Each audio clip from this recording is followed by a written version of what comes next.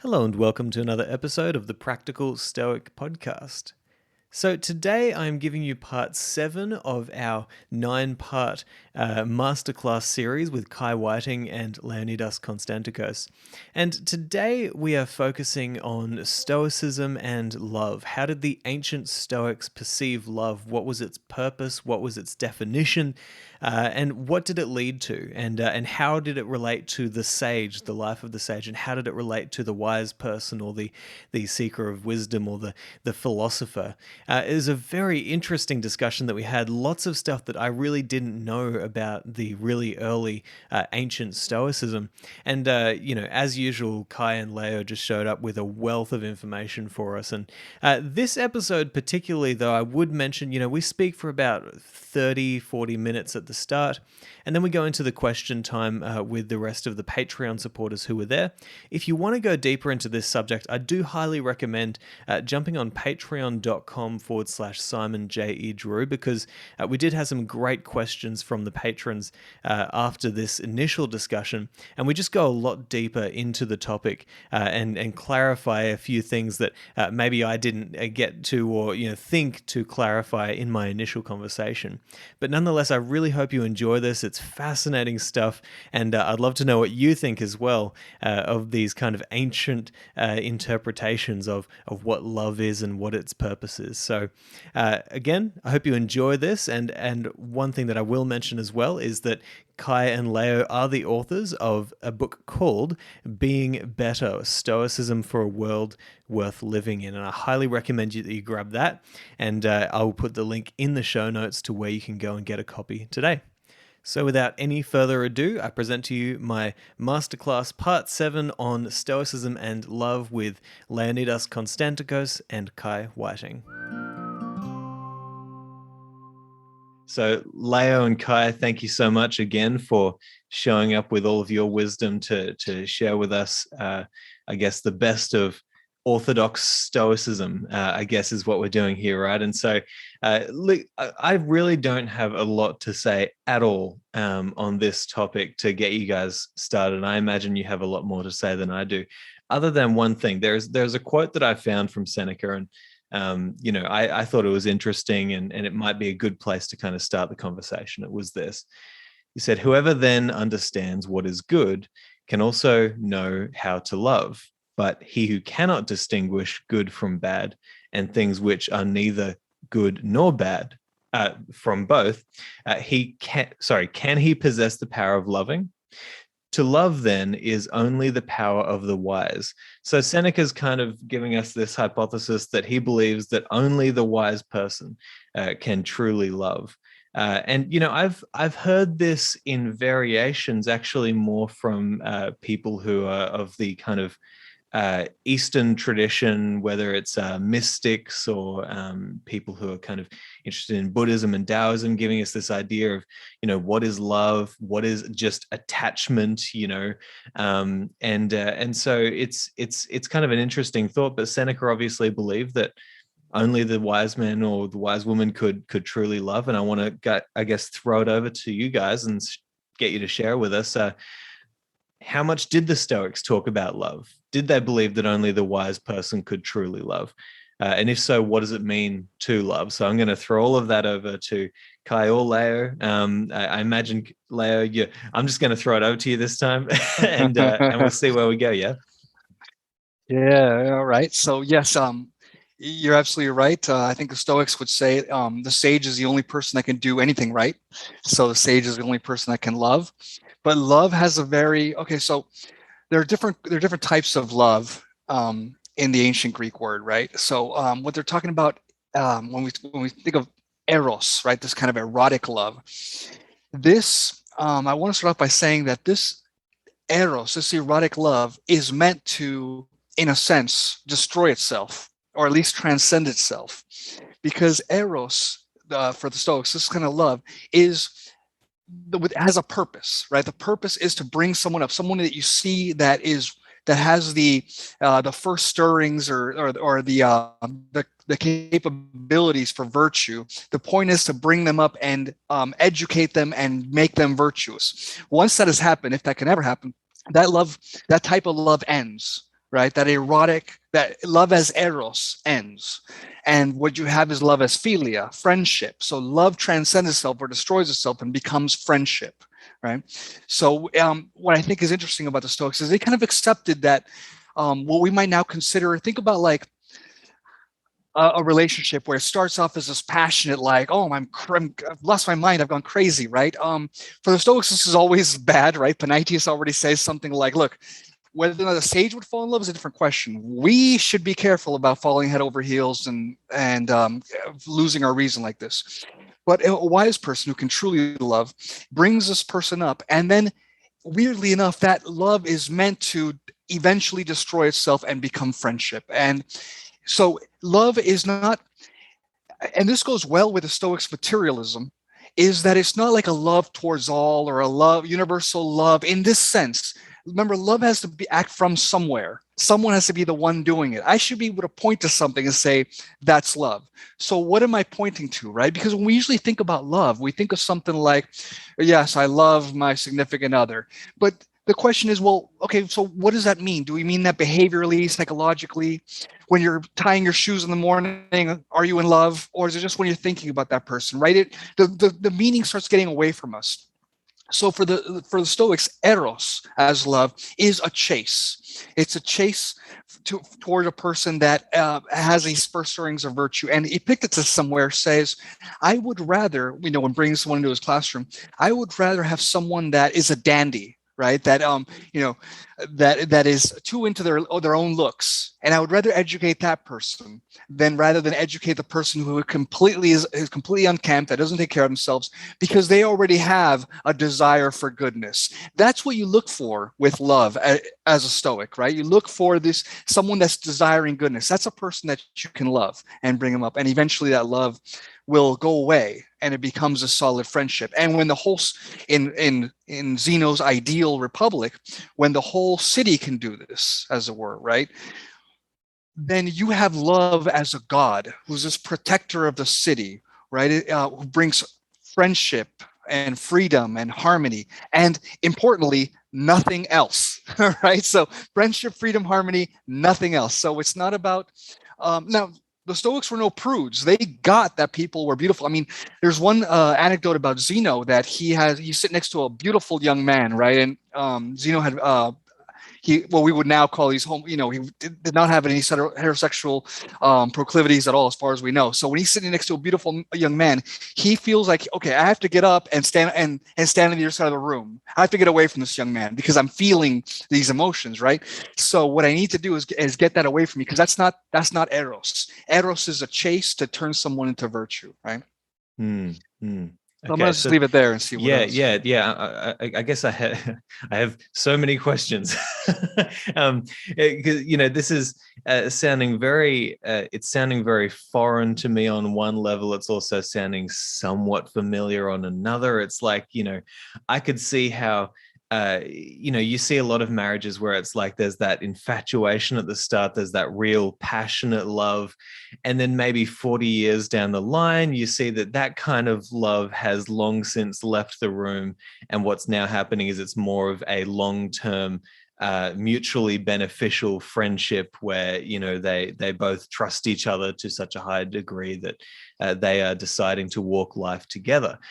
So in that element, I can see how the kind of definitions might be split, where it's like, okay, this is the love period and then this is the friendship period. But then again, I know that that's probably nothing what they were trying to get across. But also it just, you talk about this erotic love. Could you kind of define that a little bit more? Because immediately I'm thinking, sex and, all of the passion that comes with love. And I don't understand how that relates to this idea of bringing somebody up through this path of virtue. Okay, I'll leave those questions, and then there's many, many more. Can I jump in quickly, Leo? Yeah, of course. So when we look from our civilization at the moment, when we use the term polyamory, which means like the ability to have more than one partner for both men and women, because people talk like polygamy is only when males get to have more than one partner. So polyamory, the two, we tend to immediately jump to, so it's a free-for-all. So it's this like free as in like happy-go-lucky kind of 1970s commune kind of love. And this is really absent from the hunter-gatherer human society. Polyamory is the best way for a tribe to survive. Why? Because the men don't know who their children are. So they look after all children equally. So they're not just concerned with a small unit. So I guess it talks more about our modern obsession with polyamory, therefore, and the media goes, oh my gosh, that means that Kai loves everybody and nobody. But from a hunter-gathering perspective, it's like, no, we just have this arrangement because that way we don't focus our sole attention on two people. We don't make two people special. The entire tribe is important to us. And I feel this from like Zeno's perspective of Eros in that way, that we love our children equally, that we want all our children to grow up to be virtuous. That the physical friction, I mean, Marcus Aurelius is clear, like it's a spasm, it's friction followed by a spasm, is really irrelevant. So I think that nowadays, because of our unfortunate obsession, perhaps I might say, we've got this idea that the only component of, say, polyamory that's significant is that we are unshackled by, from the institution that is marriage. And I don't think personally that Zeno saw it as significant, that institution, because there's no need for marriage, because everybody looks after each other, which is important in the historical context, because particularly women, they were tied to marriage because of their status. Status is indifferent. They're tied to marriage because of the economic situation. There's no money in the utopia. They're tied to marriage because that makes their children legitimate. There's no issue of legitimacy in that utopia. So when you start to unpack all these kind of layers that we've added on in a modern setting, whether that be Eastern or Western, actually, you suddenly go, oh, that's why marriage makes no sense in that particular set. I don't know, Leah, if you wanted to add anything from Zeno's perspective. I do have a question about how that ties into Musonius Rufus, because I was thinking about this today when I was rereading his lecture on marriage. I don't know if you want to tie Zeno to Musonius Rufus's point of view, because they're actually quite similar in some ways. Tell me what Musonius Rufus's point of what you're referring to specifically about Musonius, and that because way sorry, I should have clarified. So yeah, because you weren't with me when I was reading that. So, I don't remember that at all. He has the question. Yeah, somebody asked him like the kind of question: is it wrong for a philosopher to marry? Because certain philosophers said it got in the way, and he's like, no, it's living according to nature. It's perfectly reasonable. This is the way that we can cultivate virtue. I mean, he has some different views. He's a very Romanized view of, say, Zeno's utopia. But I just wanted you to see how you connect the two, as I'm still kind of like myself thinking, oh, how are they connected? Because I can definitely see a connection, but I think you could probably help me process that and see how that transition happens. But also the core principle that Musonius is talking about, that it is reasonable to get married and not sort of become Apostle Paul, for want of a better phrase, who was a contemporary. So I'm just wondering your thoughts on that as well. Yeah. So right. So there is a passage that says that the wise men will condescend to get married. It says translated as condescend to get married. Almost says, and the wise men will stop. He's doing the sage stuff, but he will also get married because it is normal and rational and whatever else. Now that's okay for most people, but by the time you get to the later Roman Stoics, and here's a little bit of a riff, like Kai was saying. You have Musonius saying, of course, no problem. If you can be a sage and a perfect philosopher out while you're being a shepherd, if that's the best job for a philosopher, you can also do it while you're being married, right? It's not going to keep you from being a Stoic and a sage. But for Epictetus, there are some people that it's not their role to get married. And this is like the equivalent of the Stoic priest, right? What he idealizes the cynic, the Diogenes is among us, that they don't have brothers or mothers and fathers anymore. They've been able to make the whole world their family. And that's for very few of us, right? The rest of us, it's perfectly normal, natural to get married, but we're all doing it wrong for the Stoics, right? So what does that mean when we're all doing it wrong? And there's an example here in Epictetus's discourses where it's like you can see someone that is like that is completely friendly and loving towards other people, but he compares us to puppies, right? Like you see how friendly they are, but you throw a piece of meat in the middle and you see how they fight over this, right? because when you put something else other than virtue and eudaimonia and happiness in that part of the scale, then what's going to happen is that, it's like with love between family members or whatever else, that they're going to fight over, who's inheriting the, grandpa's stuff or something like that. And that is always going to be a problem. Whereas the Stoics going to say, like, look, a sage doesn't do it that way. A sage is the only person that can be a true lover, right? And now it's weird because we usually think of people as lovers, like a couple as lovers. But really, for the Stoics, only the sage, and here we're getting technical, it's up to you what you want to take out of this. But the Stoics saying the sage is the lover, right? And in the Greek, it's actually, better because you have the erastes and the eromenos, right? So you have the lover and the beloved, right? So it makes more sense in ancient Greeks, but the lover is the one that is actively trying to bring that person. And the Stoics were weird on this, even in their own time, or at least in the time of the Greek Stoics, because in the ancient Greek world, once someone became a man, that's when he stopped loving them. Like, you love teenagers, right? And first of all, I want to plant my flag and say that pedophilia is bad, right? I don't care who knows it, right? That's my position, right? In case I don't know where this podcast is going to go, right? But I was really hoping you'd say that, because otherwise I would have thought otherwise, and right. This would have been a terrible moment for all of us. But go on. Exactly. Never get tenure, right? So for the Stoics, right, this kind of for the ancient Greeks, once someone became a man and looked like a man, okay, like you're an adult now, go on your way, right? The Stoics are the ones saying, no, that Eros needs to continue until that person is about 28 years old, right? And the numbers are a little strict, because it's something to do with 7, 14, and 28, right? These three, 7, 14, 21, 28. Well, these are actually what the Stoics, what the ancient Greeks had like as age class, and right, for their military classes and so on. But the Spartans, like the Stoic. Well, just so you know, Leo, I'm not sure if everybody else is seeing this, but you just kind of paused on the screen. Am I paused on the screen? Yeah. Let me see. Actually, sorry about this. Okay, now you're kind of slowly coming back. It's good. Okay. Sorry about this. Okay, so I'll keep going until I get cut off, and then just I'll come back later. So basically, what the Stoics are saying, to make a long story short, is that love should go further than it would in the ancient Greek world, right? Where instead of stopping when that person becomes when that beloved becomes a man, right? The love should go further till someone's well into adulthood. So you can, because sagehood doesn't happen overnight, right? At least it hasn't happened to me yet, and I don't think it ever will, right? But the Stoics accept that, and it takes longer for that to happen. So Eros should continue for a long time until it becomes friendship, right? Okay. Well, yeah, I guess I'll jump in with one or two more questions here. By the way, everybody, Kai kind of maybe let you in on the secret. So what our plan is, the big exciting news is we are starting a cult, and I will be taking many wives. That's what's happening. But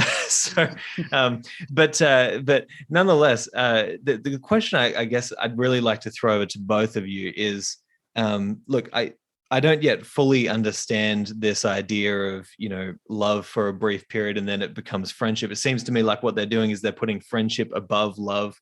It seems like what we might call infatuation, they might see as that love moment, except it seems also as if it's more of a, I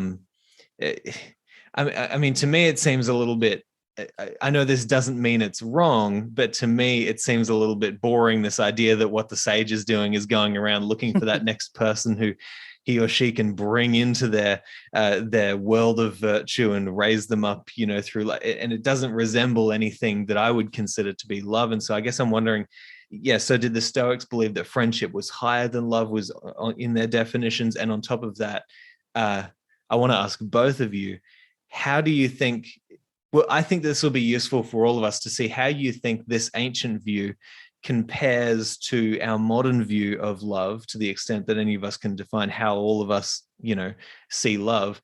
And where do you think that, I want to know where you think they were right and where you think they definitely got it wrong. So I'll throw those three questions over to you, I guess.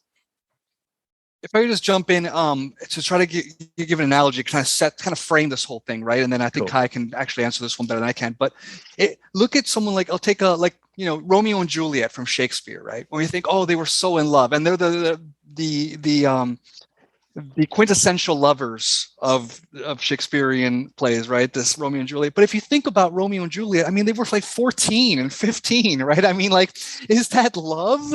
Like, show me Romeo and Juliet in 30 years. Show me what that looks like, right? Because I want to see that kind of love. And I think the Stoics were onto this. I mean, if you ask somebody, what does love feel like? You know, say I'm an alien, right? And I'm like, what does love feel like? And they're like, oh, my head is all cloudy and my stomach turns and I can't stand on my own two legs and I can't think of anything else. And I start sweating. It's like, wow, it sounds horrible, right? Like, that sounds absolutely terrible. So the Stoics are not saying that's not love. That is a feeling you get. And that's a wrong thing to feel, right? Love is a psychological, like, or not even, like, it's like a behavior for the Stoics. And I think you're absolutely right. Zeno was actually one of those people that you're low key criticizing here, that he would seek out teenagers to love, right? And then, okay, you're the next person. I'm one person. I can love one person, and I bring them up, and the next person, and then you see these, you see people come through and progress, right? So I think that's one analogy that works for me, is that Romeo and Juliet aspect. That's not really love, even though we call it that, right? Eros for the Stoics is something different, and it works. It works well when it can transcend itself and destroy itself in some weird way, right? Ironically laughing. Yeah, and of course, when you talk about Zeno bringing a teenager up, you're of course talking about that erotic kind of love as well, right? Yeah, right. This is wild. Kai, I'll bring you in and allow you to give us your thoughts. I mean, I like the idea that we've brought in Romeo and Juliet, because I think it is that Juliet's about 14, Romeo is about 21. And you have to remember that, I don't know how many people know about Romeo and Juliet who are listening later to this, but he's in love with somebody else. Rosalind, I think her name is, and Mercutio like mocks him for it, right? And so this whole idea that he's so in love with this woman that he doesn't really know. And I often say that Romeo and Juliet has nothing to do with love. It has to do with, my favorite scene of Romeo and Juliet, just because it makes me smile, because it's got nothing to do with love, is they're biting their thumb and say, do you bite your thumb at me, sir? No, but I do bite my thumb, sir. And it's like, are you swearing at me? No, but I am swearing. And so this whole thing it's about cultural challenges, tension, revenge. I don't think, and they have these star-crossed lovers, right?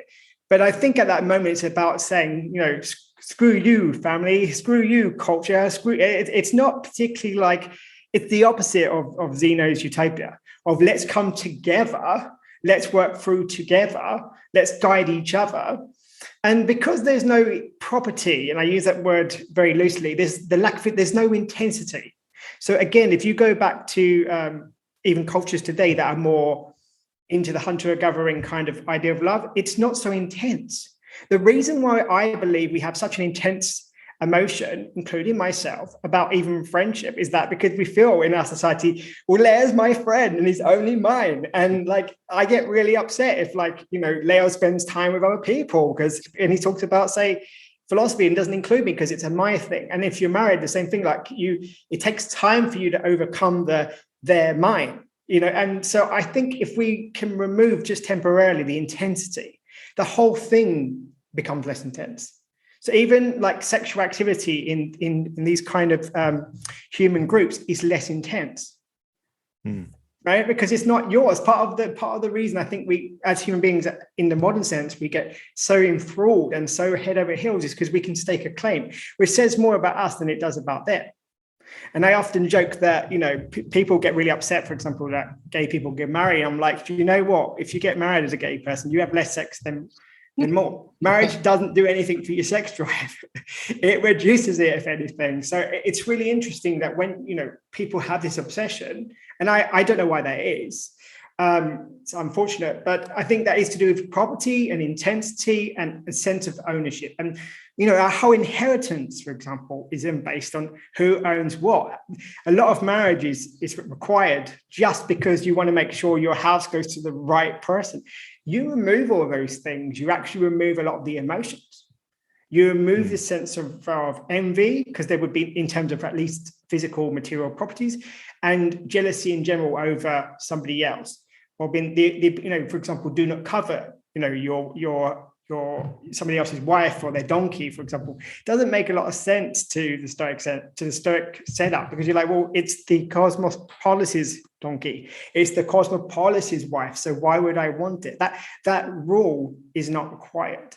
So I understand what you're saying, like, oh, well, where's the excitement? The excitement for a Stoic isn't in the sexual intercourse or in the marriage, because there is no marriage, in that relationship, because then you're saying that is worth chasing, as opposed to virtues. So that's a misjudgment. If I think that the be all and end all, and unfortunately Disney used to teach kids this, the be all and end all is to be a prince and rescue a princess, or be rescued by somebody.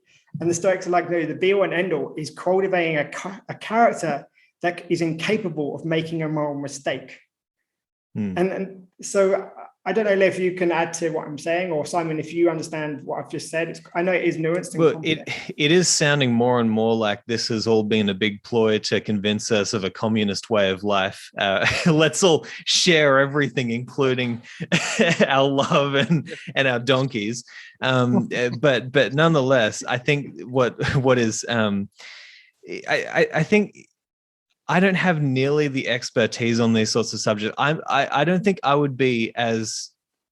I don't think I am as. Kai, I know you're not pessimistic about marriage, right? I know you're not cynical about marriage, but I don't think I'm as cynical or pessimistic about marriage as you are painting it in terms of an institution for our culture. I mean, cross-culturally, we've been doing it for, now thousands of years, there's got to be a reason why we've all moved in this direction, other than some sort of modern, feminist, postmodern sort of, it's all about property and us owning each other and stuff like that. Like to me, it doesn't ring as true as it might to you. And I know that even, for example, somebody like Jordan Peterson talks a lot about this, how marriage is an institution that is actually extremely good, say, for children. It's like if you have children, it's like marriage, that's what it's about. It's about keeping two parents together so that, as we know, children are raised better and have, a better chance at life when they have two parents in the home. It's what the data suggests, right? And so, can I just stop? I don't disagree with Jordan Peterson in this society. Yeah, I don't. But if we have, you guys are more talking about the kind of you're still up there in the cosmopolis of if we're all still living in this kind of communal, if we're still living in a utopia sort of society, or we're a hunter-gatherer, there are some cultures that don't have a word for like mum and dad per se, like now, not many. So I would agree, of course, two parents are better than a single parent or better than being an orphan. But if you can have 5 parents, why is that not as good as having 2? And if they equally care, if they really don't know, I'm not saying that you should or you shouldn't know, but the need to know dies down, right? When you don't have the inheritance and you don't have those things. Obviously, I mean, people that know me well, I'm very pro-marriage in this particular culture. So we are talking about a utopia. And my argument is, obviously, I think to make that utopia, we'd actually create a lot of injustice. So I'm not suggesting for a minute that we should try to reverse what's happened. I wouldn't call it progress, but because I don't believe that there's anything more than individual progress. I don't believe the societal progress is really, really what's happening. But so I don't want to reverse it. But all I want to say is that the Stoics aren't talking about this situation today. Of course, marriage there is data coming out of everybody's ears to show that 2 people bringing up a child is better than 1. People often talk about absent fathers. Yes, because I would say we haven't got enough data about, say, for example, 2 mothers. So is the absent, I would like to know in the next 25 years, is the absent father thing for, 2 women who bring up a child, whether they're sexually active together or not? Or is it literally just that role? Because I'm not sure if it really is to do with the XY chromosome, where it's literally because there's one person. So we don't have the data for that. We're not going to have it for a while because we haven't had a situation where this is happening altogether. That's interesting, because I've heard a lot of people who are very adamant that no father in the home has clear downsides.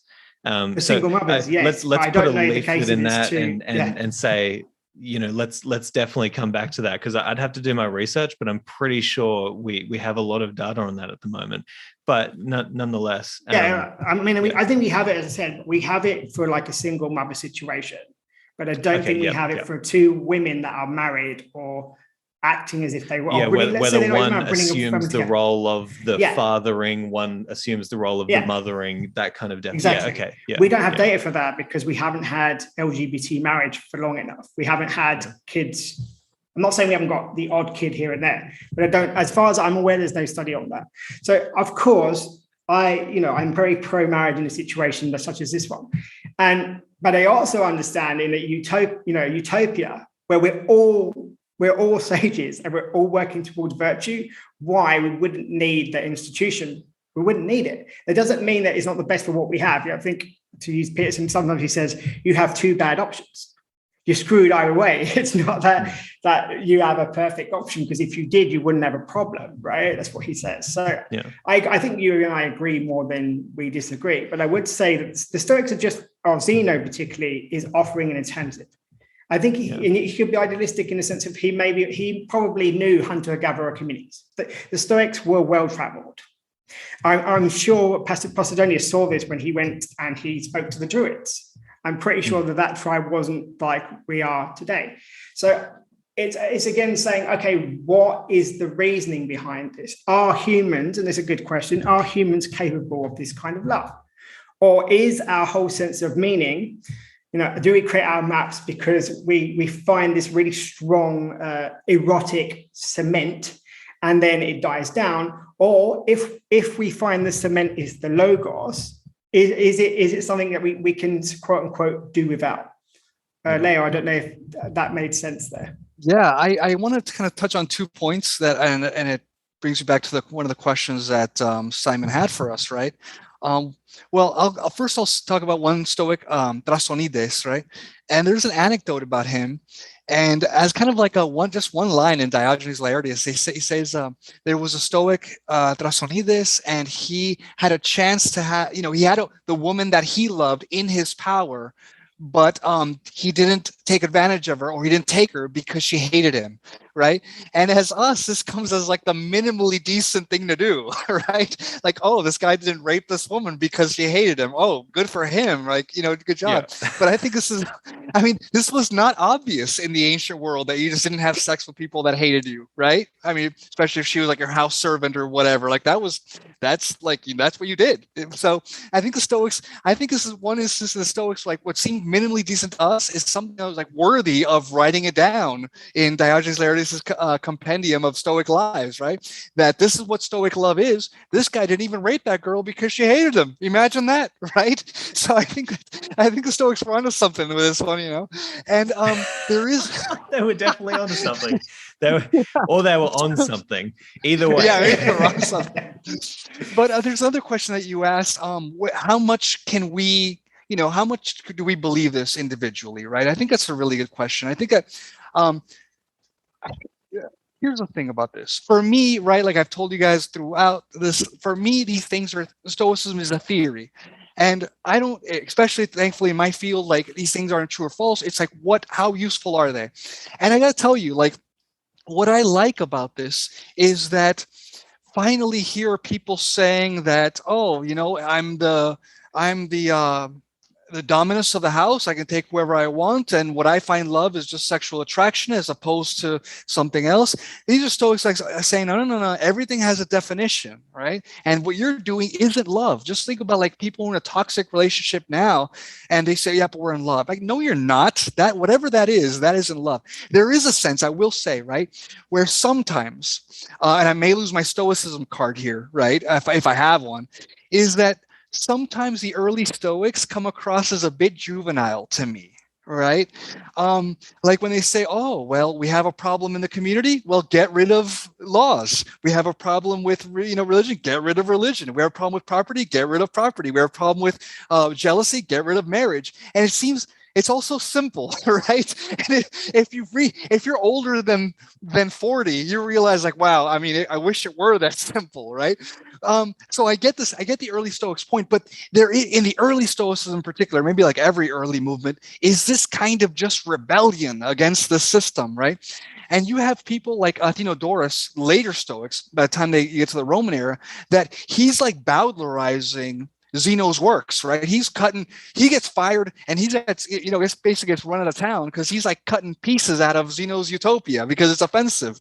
I think this is a mistake, right? I think there's a reason that the Stoics, Zeno and Chrysippus, wrote these things down to give us another way of thinking. But there is some sense in which, like what Kai is saying about being pro-marriage now in this society, there's a sense in which we can say, okay, this is a Stoic standard. There's a reason they said it, right? So, okay, what can that mean for us? And ask, well, can you live that way? No, hell no, I can't. Like, this is not the way we can live here now, right? Like, there's one on a slightly different topic. I don't want to get too far away from it, but this is off the cuff, but one Stoic wrote a book called On the Uselessness of Weapons, right? On the uselessness of weapons. And he has a point in the sense that the book hasn't survived, but it's got to be about like why this can't bring the security to the city. It's got to be love that brings the security to the city.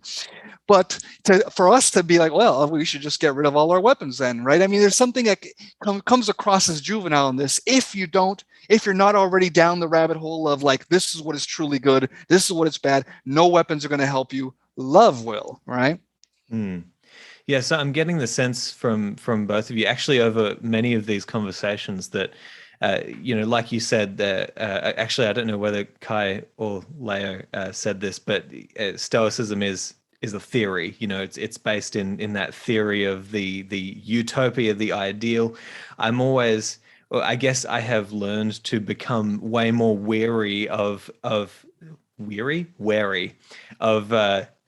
philosophies or ideologies that are based on purely a theory of the utopia, because I think that it's dangerous for us all to start thinking like, let's go after the utopia, because I think that quickly descends into something unhelpful. But nonetheless, I do like this idea that we're trying to define love. We're trying to say, what is love actually? Where does it exist? How does it feel? What's the purpose? I guess, bringing this into a modern age, we can all use this to think about our own relationships. But I think I'm gonna stop there, and I'm gonna throw you two to the lions, and let everybody else ask their questions as well. But for everybody who is listening at home, you can get the rest of this conversation, patreon.com/Simon J. E. Drew. Hey there, YouTubers. I just wanted to let you know that if you love this episode and you'd like many more just like it, then you can head to patreon.com/Simon J. E. Drew. There you'll get access to exclusive episodes that haven't been released yet, as well as many other benefits. Also, if you'd like to work one-on-one with me in my coaching practice, then you can head to simonjedrew.com/coaching. Talk to you soon.